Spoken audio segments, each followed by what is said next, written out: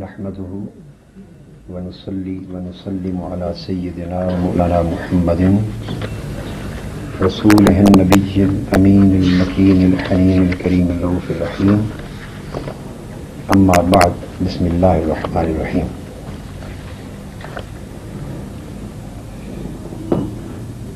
ادارہ جنگ کا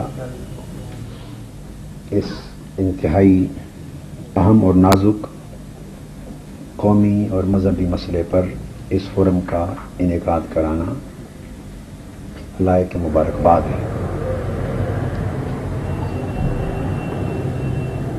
اس قومی اور ملی فریضے کی ادائیگی پر مبارکباد دینے کے بعد میں بلا تمہید اصل موضوع کی طرف آنا چاہتا ہوں. علماء کرام اور مختلف مکاتب فکر اور طبقات کے قائدین کے قیمتی خیالات اور افکار و نظریات آپ نے سنے.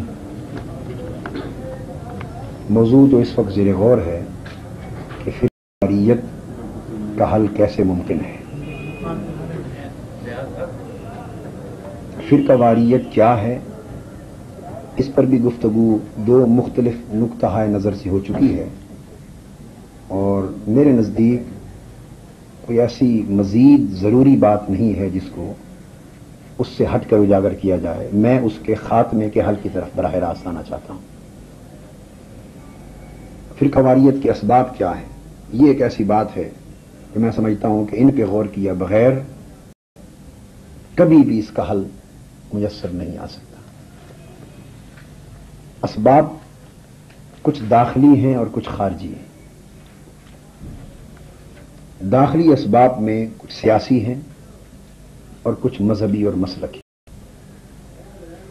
داخلی اسباب سیاسی تو یہ ہیں کہ جب تک آپ کے ملک میں دینی قوتیں غلبہ حاصل نہیں کریں گی اور اقامت دین اور نفاذ نظام مصطفیٰ اور نفاذ قانون شریعت نظام شریعت نہیں ہوگا، سیکولر قوتیں جاگیردار، سرمایہ دار اور سامراجی، استحصالی اور بین الاقوامی طاغوتی طاقتوں کے ایجنٹ جب تک حکمران رہیں گے، وہ مختلف طبقات کے مابین بالواسطہ یا بلا واسطہ دنگا فساد کا ماحول پیدا کر کے کبھی مذہبی فرقہ واریت، کبھی لسانی فرقہ واریت، کبھی نسلی اور کبھی علاقائی فرقہ واریت، کبھی صوبائی فرقہ واریت، فسادات قائم رکھیں گے تاکہ یہ لوگ اس طرح الجھے رہیں اور اصل مسائل کی طرف ان کی توجہ نہ جا سکے، اور مذہبی قوتیں آپس میں خون خرابے میں مصروف رہیں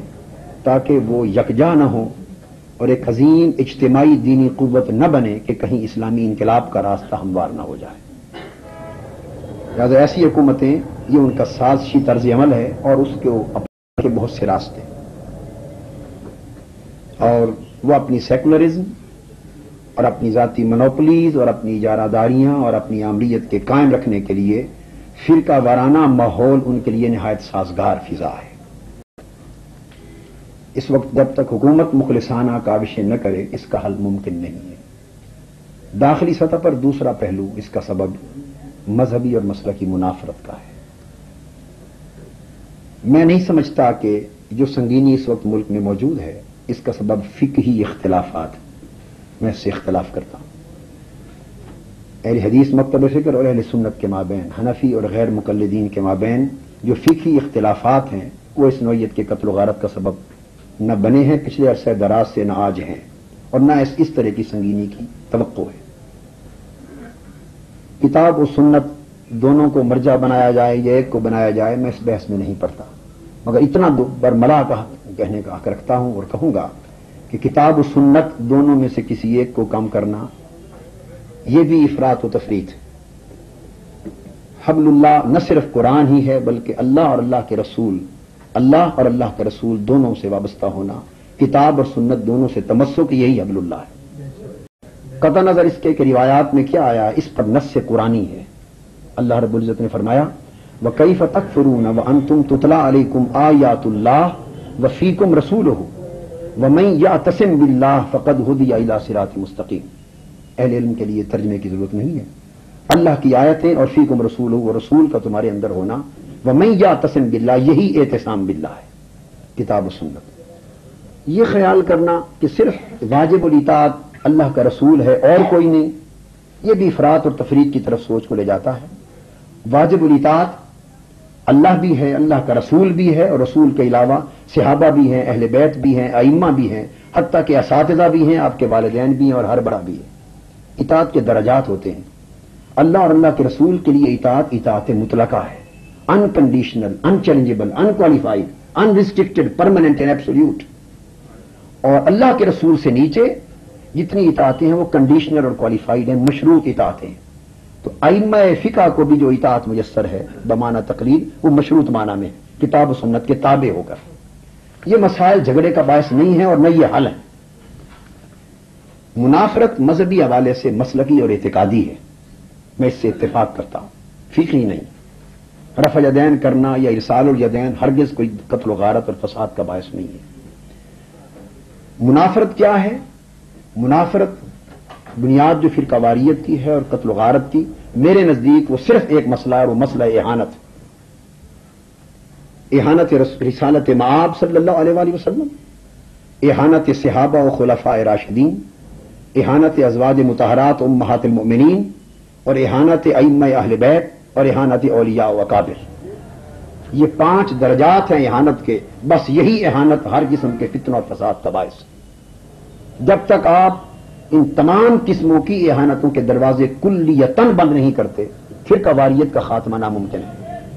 مختصر بات کرتے ہوئے میرے نزدیک اہانت رسول کی سزا، خواہ تحریراً ہو یا تقریراً ہو، وہ شخص کافر و مرتد ہے، اس کی سزا قتل ہے، اس سے کم کوئی سزا نہیں، یہ نافذ کی جائے۔ اہانت صحابہ، اہانت اہل بیت اور اہانت ازواج مطہرات، تینوں کے لیے سزا میرے نزدیک موت ہے۔ اہانت رسول کے لیے سزا حدن، اور اہانت صحابہ اور اہانت اہل بیت اور اہانت ازواج مطہرات کی سزا موت تعزیراً۔ اس پر کتاب و سنت کے میرے پاس کثیر دلائل ہیں، میں ان پر نہیں جانا چاہتا، میں ذمہ دار ہوں اپنی بات کہنے پر۔ اور یہ فساد فی الارض ہے، اور یہ اس باب کے تحت داخل ہے ائمہ اور اکابر کے مطابق کہ جیسے اللہ پاک نے فرمایا انما یحاربون اللہ ورسولہ ویسعون ان الذین یحاربون اللہ ورسولہ ویسعون فی الارض فسادا ان یقتلوا ویصلوا الى آخر الآیہ۔ تو یہ اللہ اور اللہ کے رسول سے محاربت اور زمین میں فساد انگیزی، رسول پاک صلی اللہ علیہ وآلہ وسلم کی توہین اور گستاخی کرنا، صحابہ کرام اور اہل بیت پاک اور الخلفاء راشدین اور ازواج مطہرات، ان میں سے کسی کی اہانت اور گستاخی کرنا، یہ سب اللہ رسول سے محاربت اور فساد فی الارض ہے۔ رسول کی اہانت کی سزا حد کے طور پہ سزائے موت ہونی چاہیے، ایسا شخص اس ملک میں اس کو زندہ رہنے کا کوئی حق نہیں ہونا چاہیے۔ اور صحابہ کرام، ازواج مطہرات، خلفاء راشدین اور اہل بیت اعظام، ان سب کی اہانت کرنے والے شخص کی سزا موت ہونی چاہیے، وہ تعزیراً۔ اگر آپ یہ قانون کرتے ہیں تو فساد فی الارض کا دروازہ بند ہوتا ہے۔ اور اس کے بعد اہانت اولیاء اور اکابر، وہ بھی چھوٹے چھوٹے فسادات کا باعث بنتی، وہ بھی تعزیر کے باب میں آتی، اس کے اس سے نچلے درجے کی سزائیں اس کے لیے اور شریعت بھی مقرر کرتی۔ یہاں ایک بات میں ایک ایسی حدیث کوٹ کرنا چاہتا ہوں کہ جو اہل سنت کی کتب حدیث میں بھی ہے اور اہل تشیع کی کتابوں میں بھی ہے۔ مطلب یہ ہوا کہ دونوں میں متفق علیہ ہے، اور اس وقت میں حوالہ نہج البلاغہ سے پیش کر رہا ہوں۔ میری کتاب میں نے تقسیم کر دی ہے فرقہ واریت کا خاتمہ کیسے ممکن ہے، اس کے صفحہ 117 پر میں نے پوری عبارت اور حوالے کے ساتھ دے دی ہے۔ مفہوم صرف عرض کر دیتا ہوں۔ سیدنا علی شیر خدا رضی اللہ تعالیٰ عنہ نے فرمایا کہ میری وجہ سے 2 گروہ گمراہ اور ہلاک اور برباد ہو جائیں گے، ایک محب مفرط، دوسرا مبغض مفرط۔ ایک وہ گروہ جو میری محبت میں زیادتی کے نام پر حق چھوڑ جائے گا، اور وہ حق چھوڑنا حضرت علی یا اہل بیت پاک کی محبت کے نام پر صحابہ کرام اور ازواج مطہرات کو گالی دینا، یہ بربادی ہے دین کی۔ مبغض مفرط، دوسرا حضرت علی سے بغض یا اہل بیت کے بغض کو دل میں رکھ کر خاص صحابہ کرام کے فضائل ہی کا نام کیوں نہ ہو مگر اہانت اہل بیت کرنا، خواہ یزید کو امیر المومنین بنایا جائے، خواہ اسے رشید ابن رشید کتاب لکھی جائے، خواہ فاتح قسطنطنیہ کیا جائے، اور خواہ جو کچھ اسے فضیلتیں دی جائیں، اہل بیت کی اہانت بغض علی اور بغض اہل بیت کی بنا پر، یہ 2 باتیں ہیں کہ جو 2 گمراہیوں، فتن اور فساد کا باعث ہوں گی۔ ان کا حل سیدنا علی شیر خدا نے بیان فرما دیا ہے اور حضور علیہ السلام نے بیان فرما دیا ہے۔ فرمایا لوگوں یہ دونوں تباہی اور بربادی کے راستے ہیں، اعتدال کی راہ پر چلنا، اور جو کوئی تمہیں ان دو میں سے کسی راستے کی طرف بڑھائے، حل فرماتے ہیں فقتلوہ ولو کان تحت امامتی ہذہ، اس شخص کو قتل کر دو خواہ علی کے امامے کے نیچے ہی کیوں نہ چھپا ہوا۔ یہ حل ہے جس کی میں نے سزائے موت تجویز کر دی آپ کو۔ اس کے بعد اب یہاں صورتحال یہ ہے کہ اہانت کی مختلف شکلیں، کتابیں بھی ہیں پاکستان میں میری دانست میں وہی چیزیں، اہانت رسول، اہانت اہل بیت، اہانت صحابہ پر کسی کتاب کے پاکستان میں برقرار رہنے کا کوئی جواز، خواہ وہ کسی فریق کی لکھی ہوئی ہے۔ جو کتابیں ہیں ایسی کتابوں کو دریا برد کیا جائے، جلایا جائے، ضبط کیا جائے، اور ایسی کتاب کے رکھنے، بکنے، تقسیم کرنے کی اجازت نہ ہو، خواہ وہ ایران تقسیم کرے، خواہ وہ سعودی عرب تقسیم کرے، کسی بھی طرف سے تقسیم ہو، یکساں قانون نافذ ہونا چاہیے۔ اسی طرح پابندی ہونی چاہیے تقریر اور تاریخ کے اعتبار سے بھی، اہانت آمیز گفتگو پر، اہانت آمیز تقریر پر۔ اس لحاظ سے اگر ہم آگے غور سے چلیں تو میں کچھ تجاویز، براہ راست تجاویز کی طرف آنا چاہتا ہوں۔ ایک تو اس کے اوپر سب سے پہلے کچھ منافقانہ اور خفیہ فرقہ پرستی کی شکلیں ہیں، کچھ صریح فرقہ پرستی کی شکلیں ہیں۔ حکومت اس معاملے میں ذمہ دار ہے، یہ میرے تجربے اور مشاہدے کی بات ہے کہ دفاتر کے اندر بعض افراد اپنے اثر رسوخ کے ساتھ گھستے ہیں، سرکاری محکموں میں گھستے ہیں، اور وہ اتحاد کی بات کر کے بالواسطہ اپنی دفتری اور سرکاری اور محکمانہ سرگرمیوں کے ذریعے امت میں فرقہ وارانہ بیج بوتے ہیں، نفرتیں پیدا کرتے ہیں، ایک دوسرے کے حقوق پر زیادتی کرتے ہیں، اس سے متاثر ہونے والے طبقات میں ایک ریئیکشن پیدا ہوتا ہے۔ اس پر کنٹرول ہونا چاہیے اور یہ حکومت کر سکتی۔ ثانیاً خارجی حوالے سے بیرونی حکومتوں کی مداخلت ہے، کوئی تسلیم کرے یا نہ کرے اس امر کا انکار نہیں کیا جا سکتا۔ اس مداخلت کو ہر لحاظ سے کلیتاً ختم ہونا چاہیے۔ اگر ایران کی مداخلت ہے برملا مذہبی اور سیاسی معاملات میں، پاکستان کے امور میں اس کی مداخلت کا حق نہیں ہے۔ سعودی عرب کی مداخلت ہے، اس کا پاکستان کے مذہبی معاملات میں مداخلت کا حق نہیں ہے۔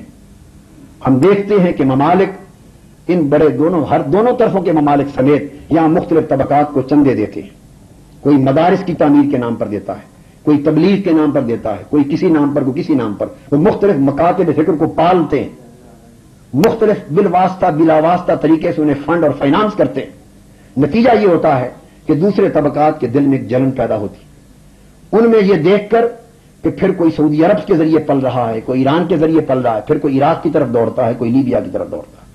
نتیجہ یہ ہوتی ہے کہ مالی مسابقت کی دوڑ اور بیرونی طاقتوں کی مداخلت اس ملک کے اندر فرقہ وارانہ آگ کا ایک الاؤ پیدا کر دیتی۔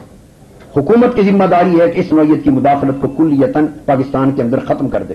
اگر وہ دینی تبلیغ کے لیے خرچ کرنا چاہتے ہیں تو دنیا کی ان ریاستوں پر خرچ کریں جہاں ضرورت ہے، اور پاکستان کو دینا چاہتے ہیں تو براہ راست مذہبی حلقوں کو دینے کی بجائے حکومت پاکستان کو دیں، وزارت مذہبی امور کو دیں، اور وہ غیر فرقہ وارانہ حوالے سے اشاعت دین اور اقامت دین پر خرچ کریں۔ علاوہ اس کے جو میں تجویز کرنا چاہتا ہوں وہ یہ کہ عقائد اور اعمال کے جو علماء کے اپنے کرنے کی باتیں ہیں، عقائد اور اعمال میں مشترک پہلو بھی بنا اتحاد ہو سکتے ہیں، ان کو اجاگر کیا جائے۔ محض مابحث اختلاف پہلو ہی نہیں ہے، مشترک پہلو بھی ہیں، ان کو تحریر تقریر میں اجاگر کیا جائے۔ خطابات میں مسلک کے پیش کرنے کا حق ہر ایک کا ہے، مگر اس کو مثبت اور غیر تنقیدی اسلوب کو اپنایا جائے، بجائے دوسروں کے اکابر اور مسلک کا نام لے کے کیچڑ اچھالنے کے۔ آپ اپنا نقطہ نظر کتاب و سنت کے مطابق پیش کریں، بشرطے کہ میں پہلی چیزیں عرض کر چکا ہوں، ان کا علاج نہیں ہوگا تو کوئی چیز کارگر نہ ہوگی۔ اس کے بعد آگے مثبت اقدام کی طرف آ رہا، حقیقی رواداری اور عدم اکراہ کا عملاً مظاہرہ کیا جائے، اختلاف رائے کو برداشت کیا جائے۔ یہاں میں ایک بڑی اہم بات کہنا چاہوں گا جس کی اشد ضرورت ہے، علماء کرام اور دینی طلبہ جو فارغ التحصیل ہوں، ان کی دعوت و تبلیغ کے حوالے سے عملی تربیت کے لیے کچھ مشترک ادارے قائم کیے جائیں سرکاری سطح پر۔ اس میں تمام مکاتب فکر کے اساتذہ ہوں اور تمام مکاتب فکر کے طلبہ ہوں، اپنا اپنا نصاب پڑھ کے آئیں، مگر کچھ کورس انہیں مشترک رہ کر پڑھنے کا موقع ملے، یہ ایک دوسرے کے قریب ہوں گے، غلط فہمیاں دور ہوں گی، نفرتیں ختم ہوں گی اور رواداری پیدا ہوگی، کیونکہ سوشلائزیشن کا جو پروسیس ہے یہ نفرتوں کو اور تدورتوں کو بڑا کم کرتا ہے۔ اسی طرح علماء کرام اور طلباء کے لیے ایک دوسرے کے مدارس اور درس گاہوں میں وزٹ کرنے کا، ایکسچینج آف وزٹس، میل ملاپ، اٹھنے بیٹھنے کا اہتمام کیا جائے، مشترک کانفرنسز کثرت کے ساتھ کی جائیں اجتماعی موضوعات پر، تاکہ انہیں مل کے بیان کرنے کا موقع ملے، قوم کو اکٹھا سننے کا موقع ملے، اس طرح قربت پیدا ہوگی۔ اور پھر یہ کہ علماء کے لیے جدید عصری تعلیم کا بندوبست کیا جائے.